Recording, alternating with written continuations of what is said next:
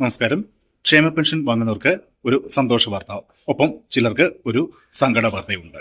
ചിലർ കുടുങ്ങും, ചിലർ സന്തോഷിക്കും. എന്താണെന്നല്ലേ വീഡിയോ കാണാം.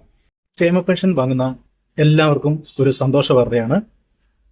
ഈ മാസം നിങ്ങൾക്ക് നിങ്ങളുടെ ക്ഷേമ പെൻഷൻ ലഭിക്കുന്നതായിരിക്കും. മസ്റ്ററിംഗ് പൂർത്തിയാക്കിയിട്ടുള്ള എല്ലാവർക്കും ഉടൻ തന്നെ ക്ഷേമ പെൻഷൻ ലഭിച്ചു തുടങ്ങും.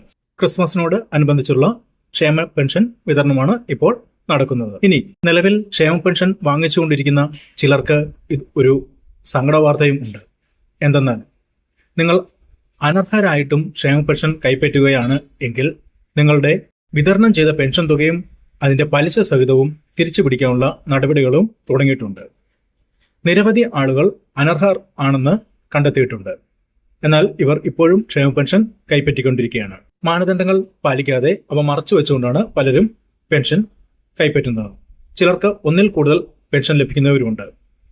ഒന്നിൽ കൂടുതൽ പെൻഷൻ ലഭിക്കുമ്പോൾ രണ്ട് പെൻഷന്റെയും പകുതി തുക മാത്രമേ സാധാരണ ലഭിക്കാറുള്ളൂ. അളവിൽ കൂടിയ സ്ക്വയർ ഫീറ്റ് കണക്കുള്ള വീട് ഉള്ളവരും അനുവദനീയമായ പരിധിയിൽ കവിഞ്ഞുള്ള വാഹനം ഉപയോഗിക്കുന്നവരും AC തുടങ്ങിയവ ഉപയോഗിക്കുന്ന വീട്ടിൽ ഉള്ളവരും ക്ഷേമ പെൻഷൻ കൈപ്പറ്റുന്നതായി കണ്ടിട്ടുണ്ട്.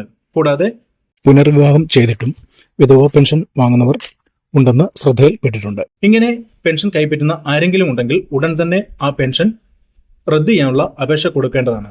അല്ലാത്ത പക്ഷം നിങ്ങൾക്ക് വൻ തുകയാണ് തിരിച്ചടയ്ക്കേണ്ടി വരിക. അനർഹരായ പലരെയും ഇപ്പോൾ തന്നെ കണ്ടെത്തുന്നതിനായി വീടുകളിൽ കയറിയുള്ള പരിശോധന തുടങ്ങിയിട്ടുണ്ടെന്നാണ് അറിവ് ലഭിച്ചിരിക്കുന്നത്.